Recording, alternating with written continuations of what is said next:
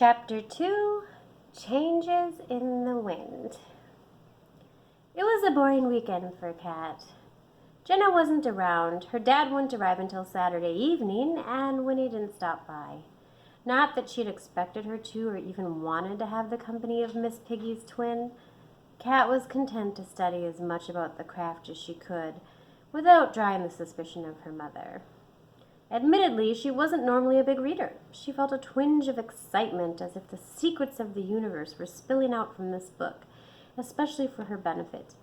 She didn't understand everything, and there were a lot of morally gray areas. It never specifically talked about white magic or black magic, and magic was spelled differently. Magic with a K at the end. She wondered what the difference was. Kat pondered philosophical questions. For instance, was it wrong to spell someone for your own protection? What about protecting them from themselves?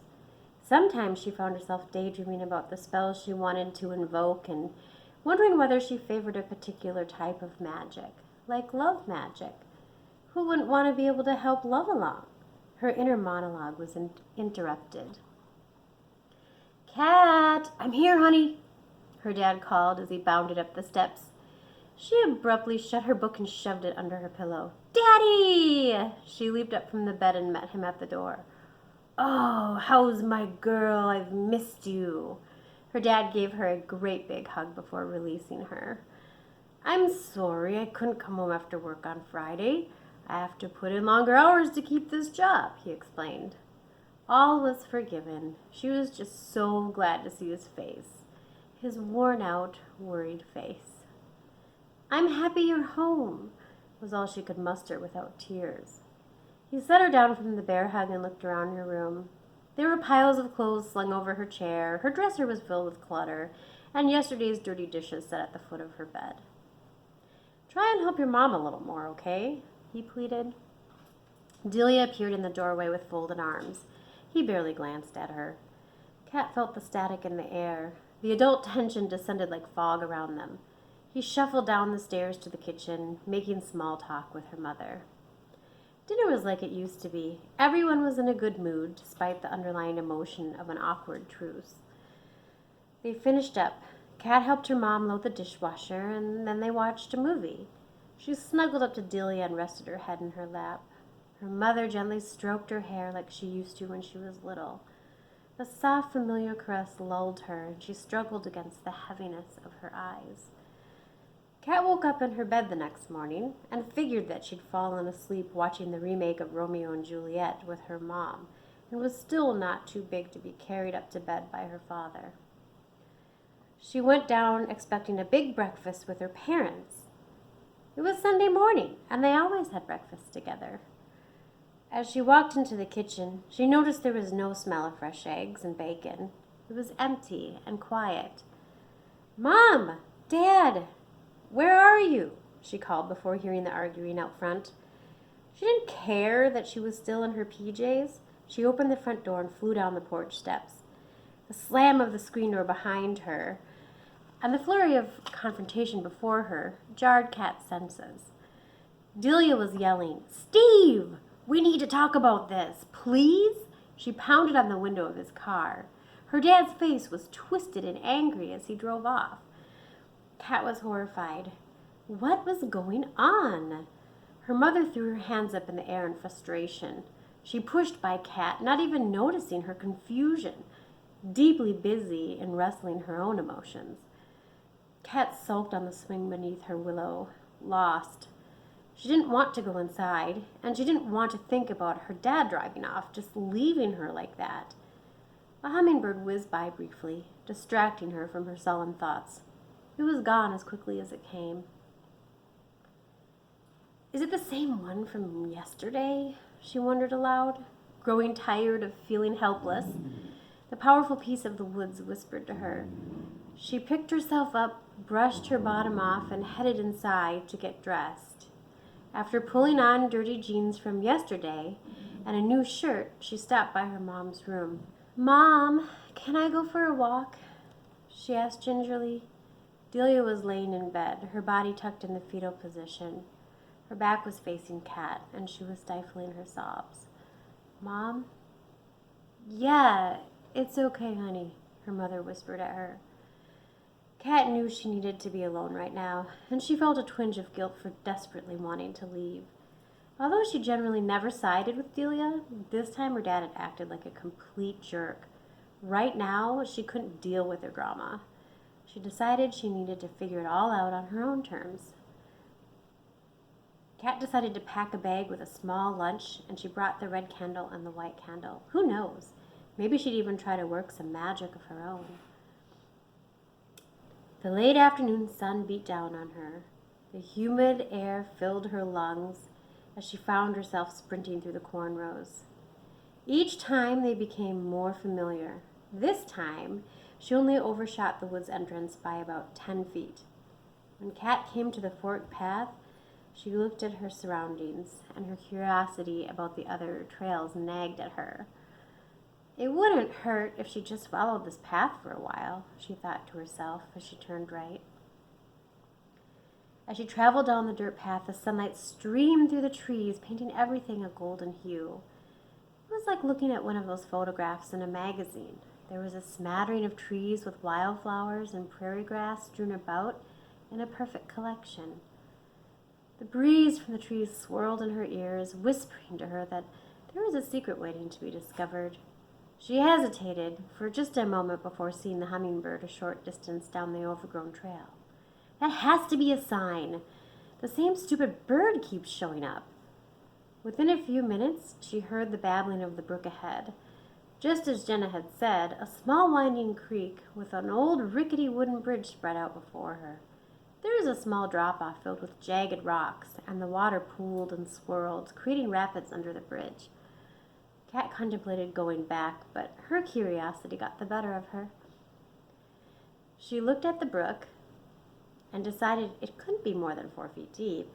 So she carefully inched her way across the bridge, deciding not to touch the railing because it looked like it would fall apart at any moment. When she crossed to the other side, the woods grew dense again, but she kept walking, her shirt snagging on bramble branches. Then, out of nowhere, the forest parted, and there was a field of wildflowers and prairie grass. In the very middle stood an enormous willow tree with branches so golden they looked like they were glowing. The wildflowers were a sea of rainbows, yellow, orange, red, pink, purple, breathtaking. Their faint fragrance filled the air. Did Winnie and Jenna know about this place too? She waded through the grass, letting it tickle her fingertips, until she reached the willow tree and climbed under the looming canopy. The trunk was thick and knobby, with a plethora of branches intricately intertwined. It was shady, cool, and the perfect place to rest. The canopy cascaded around her, offering comfort away from the drama, and a retreat to collect her thoughts. She opened her backpack, had a bite of lunch, and cracked open the book. After reading about offerings, her eyes were growing tired. It wouldn't hurt to close them just for a little while. As she drifted off, Kat thought she heard whispering, but she couldn't make out the words. "Must be the wind," Kat mumbled, interrupted by a yawn. When she awoke from her slumber, the sun was low in the sky. Its brightness stabbed at her eyes, as if scolding her for dozing off. She checked her watch. "Oh no, 4 o'clock! I've been gone way too long," she exclaimed loudly to herself. Thirsty and groggy, she stuffed her book back into her backpack and took off sprinting towards the bridge. This time, she ran across it, not even thinking. It took her about 20 minutes to make it back to the cornfield. What was she going to say to her mom? "Hey, Kat, wait up!" Winnie was behind her on the street. She was puffing a bit from her jaunt as she approached. "Did you go to the shrine today? I didn't see you there." Kat casually lied. "Nah, I was gonna go, but I didn't want to be there alone, so I turned back." Why didn't she want Winnie to know about the willow? She couldn't conjure up a good reason, but listened to her gut anyway. The little white lie she was telling wasn't hurting anybody. "Oh, it's too bad you don't have my pager number. You could have paged me before you went, and I would have called you back." Winnie bragged. Kat wasn't sure why she couldn't just call her in the first place, but decided it wasn't worth pointing out. Winnie was obviously proud of having the latest and greatest. Oh, yeah. Remind me to take the number down later. I don't have one anymore because we got rid of those frivolous things when we moved here, Kat said sarcastically, using her hand to make quotation marks around the words frivolous things. Her parents' money troubles meant Kat had to do without stuff like that for now. It was wicked awesome. Not. Winnie walked Kat to her gate, and this time her mom was waiting on the porch. "Hey, Miss Stoneheart," called Winnie before she said, "Check you later, Kat," and hurried off. "I'm sorry, Mom," were the first words out of her mouth. The stern look on Delia's face masked her worry, but Kat could see relief in her eyes. "I know that I said I was just going for a walk, but I met up with Winnie, and I thought you could use some time alone," she rambled. Her mom wrapped her arms around her and kissed her head. "I'm glad you're making friends, but I really wish you would pay more attention to time." She looked deeply into her eyes and dug her fingers into her shoulders, giving Kat a little shake. Much to her relief, Delia let this one slide. No grounding.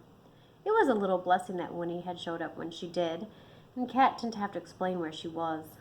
Her mom wouldn't have believed she fell asleep anyway. The next few days went by quickly, and Kat didn't have time to escape her mother's watchful eye. Delia kept them both busy with chores around the house and various errands. They went shopping for back-to-school clothes, and Kat found herself picking out a lot of black shirts. She even found a nice pair of black jeans with a matching rhinestone belt. It reminded her of punk rock. Jenna liked punk rock, the Ramones in particular. Her mom noticed the change in style and kept nagging her to pick some color. Kat blew her off and continued to choose things that were edgier than she would normally wear. "What? Black is thinning and combat boots are in style this year. Ever heard of Nirvana?" she replied brashly to her mother's pinched face. When she got home, Kat immediately bounded up the steps with her shopping bags full of clothes. Even though most of the stuff was found on clearance, she was happy with her purchases. The black jeans with the rhinestone belt and a black shirt with the band Weezer written across the bust was her favorite outfit. She put on mismatched flannel to give her mom the color she was wanting her to wear. There was a knock at her door. "What, Mom?" she called, exasperated. "Hey, it's me, Jenna. Can I come in?" she asked through the doorway. "Yeah, come in. I'm just trying on a few new clothes." Kat had been incessantly changing, and in the process of doing so found several wood ticks on herself. She was busy shaking out her hair and pulling them off when Jenna entered. "Ew, gross. Ticks?" Kat nodded. "Here, let me help you. Hold your hair up," Jenna instructed. She gently ran her fingers down Kat's slender neck and then lifted her shirt and traced her back. "Nothing. I think you got 'em all. Definitely take a shower tonight, though." Jenna's precocious mouth twisted into a smile. "I like the black. I think it looks good on you. It makes your eyes look really green." She started digging in her bag. Her smokes fell out onto the floor. Quickly stuffing them back into her crowded, faded backpack, Jenna pulled out a small makeup bag decorated with band stickers. "Let's try some of this stuff on you. I think you would look amazing with black eyeliner and red lips." When she was done applying the makeup, she squealed, "Ooh, sassy kitty cat, take a look." Kat took the hand mirror and she could barely believe her eyes. She looked so much older.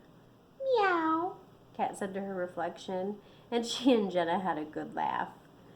"All right, I'm going to take off. I just wanted to stop by and see if you wanted to go to the woods with me tomorrow and do some incantations and stuff," Jenna asked.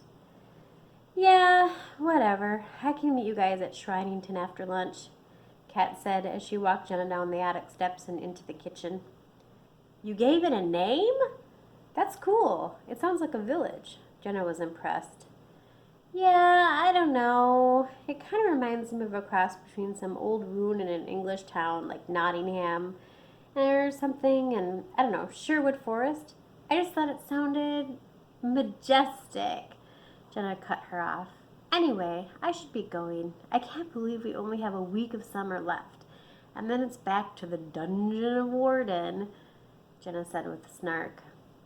Delia was buzzing around the kitchen, busying herself with dinner, and her brow furrowed at Jenna's description of their school. Kat caught her mother's gaze and gave her a shrug. Delia's eyes focused on her daughter's face, and the consternation didn't lift. Instead, she went into the living room, determined not to pick a fight. Kat followed and snuggled herself next to her mother to watch the tube. This room was the coziest room in the house. The warm, cream-colored couch took up nearly the entire space. A couple of old bookcases painted white, cluttered with knickknacks, and a small TV on an antique buffet completed their sparse decor.